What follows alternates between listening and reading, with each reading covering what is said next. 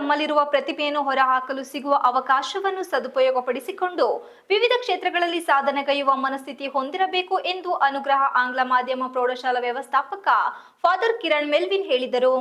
ಬೇಲೂರು ತಾಲೂಕಿನ ಬಿಕ್ಕೋಡಿನ ಅಂಬೇಡ್ಕರ್ ವಸತಿ ಶಾಲೆಯ ವತಿಯಿಂದ ತಗರೆಯ ಕುಮಾರ ಪ್ರೌಢಶಾಲೆ ಆವರಣದಲ್ಲಿ ಆಯೋಜನೆ ಮಾಡಲಾಗಿದ್ದ 2024-25ನೇ ಸಾಲಿನ ಪ್ರೌಢಶಾಲಾ ವಿದ್ಯಾರ್ಥಿಗಳ ವಲಯ ಮಟ್ಟದ ಕ್ರೀಡಾಕೂಟದಲ್ಲಿ ವಿಜೇತರಾದ ವಿದ್ಯಾರ್ಥಿಗಳಿಗೆ ಏರ್ಪಡಿಸಲಾಗಿದ್ದ ಅಭಿನಂದನಾ ಕಾರ್ಯಕ್ರಮವನ್ನು ಉದ್ದೇಶಿಸಿ ಮಾತನಾಡಿದ ಅವರು, ಅಥೆನ್ಸ್ನಲ್ಲಿ ಪ್ರಾರಂಭವಾದ ಕ್ರೀಡೆಯಲ್ಲಿ ಜಯಗಳಿಸುವ ಕ್ರೀಡಾಪಟುಗಳಿಗೆ ಮರದ ಕಿರೀಟವನ್ನು ನೀಡಿ ರಾಜ್ಯ ಮಟ್ಟದ ಸನ್ಮಾನವನ್ನು ಮಾಡಿ ಪ್ರೋತ್ಸಾಹಿಸಲಾಗುತ್ತಿತ್ತು. ಇದರ ಮುಂದುವರೆದ ಭಾಗವಾಗಿ ಒಲಿಂಪಿಕ್ಸ್ ಪಂದ್ಯಾವಳಿ ದೇಶಗಳ ಕ್ರೀಡಾಪಟುಗಳು ಭಾಗವಹಿಸುವುದು ಎಲ್ಲರಿಗೂ ತಿಳಿದಿರುವುದರಿಂದ ಈ ಬಾರಿ ಭಾರತಕ್ಕೆ 5 ಪದಕಗಳು ದೊರೆತಿವೆ. ಇಂತಹ ಅಂತಾರಾಷ್ಟ್ರೀಯ ಮಟ್ಟದ ಕ್ರೀಡಾಕೂಟದಲ್ಲಿ ಭಾಗವಹಿಸುವಂತಹ ಸಾಮರ್ಥ್ಯವನ್ನು ವಿದ್ಯಾರ್ಥಿಗಳು ಶಾಲಾ ಹಂತದಲ್ಲಿಯೇ ಬೆಳೆಸಿಕೊಂಡರೆ ಮಾತ್ರ ಇಡೀ ಪ್ರಪಂಚವೇ ನಮ್ಮತ್ತ ತಿರುಗಿ ನೋಡುವಂತೆ ಮಾಡಲು ಪಾಠದ ಜೊತೆಗೆ ಪಠ್ಯೇತರ ಚಟುವಟಿಕೆಗಳಲ್ಲಿ ಭಾಗವಹಿಸಬೇಕು ಎಂದರು.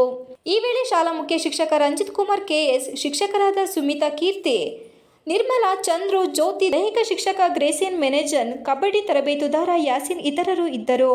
Ranjit Kumar KS, TV 46 Malenadu news, Arahalli. ಅಥೆನ್ಸ್ನಲ್ಲಿ ಎಲ್ಲ ರೀತಿಯಾದಂಥ ಕ್ರೀಡೆಗಳನ್ನು ಅಲ್ಲಿ ಆಯೋಜಿಸಲಾಗ್ತಾ ಇತ್ತು.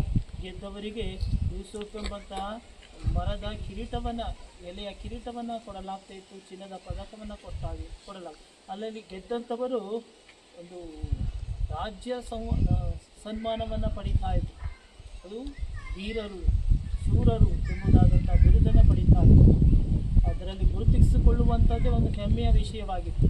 ಅದನ್ನು ಅನುಕರಣೆ ಮಾಡುತ್ತಾ ನಮ್ಮ ಮಕ್ಕಳು ಕೇವಲ ಶೈಕ್ಷಣಿಕ ಕ್ಷೇತ್ರದಲ್ಲಿ ಮಾತ್ರ ಅಭಿವೃದ್ಧಿ ಸಾಧಿಸಿದ ಎಲ್ಲ ಕ್ಷೇತ್ರಗಳಲ್ಲಿ